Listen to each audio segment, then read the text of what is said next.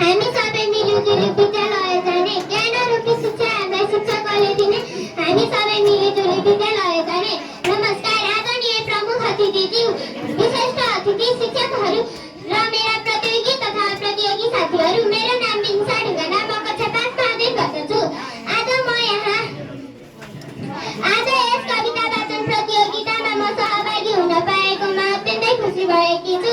यस प्रतियोगिता आयोजक हाम्रो प्रमुख अतिथिज्यूलाई धेरै धेरै धन्यवाद व्यक्त गर्न चाहन्छु। आज म विद्यालय शिक्षकको कविता वाचन गर्न गइरहेकी छु।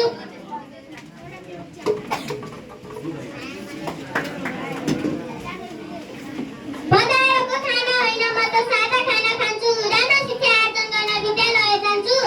बजारको खाना होइन, सादा खाना खान्छु। राम्रो शिक्षा आर्जन गर्न विद्यालय जान्छु।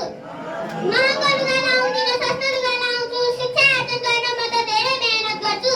महँगो लुगा लाउँदिन, सस्तो लुगा लाउँछु। शिक्षा आर्जन गर्न म त धेरै मेहनत गर्छु। अल्छी गर्नुहुन्न, हामीले विद्यालय जानुपर्छ। विद्यालय गएपछि धेरै कुरा सिक्न पाइन्छ।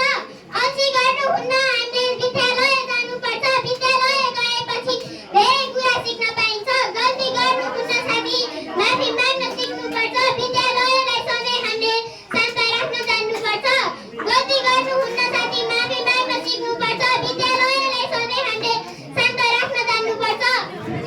किताब कापी ब्यागमा राखी विद्यालय जाने गर्छु। अनुशासन पालना गर्न साथीहरूलाई भन्ने गर्छु। किताब कापी ब्यागमा राखी विद्यालय जाने गर्छु। अनुशासन पालना गर्न साथीहरूलाई भन्ने गर्छु। विद्यालय मन्दिर हो, पुस्तक हाम्रो देवता। आशीर्वाद धेरै पाइन्छ शिक्षकहरूले पुज्दा। विद्यालय मन्दिर हो, पुस्तक हाम्रो देवता। आशीर्वाद धेरै पाइन्छ शिक्षकहरूले पुज्दा।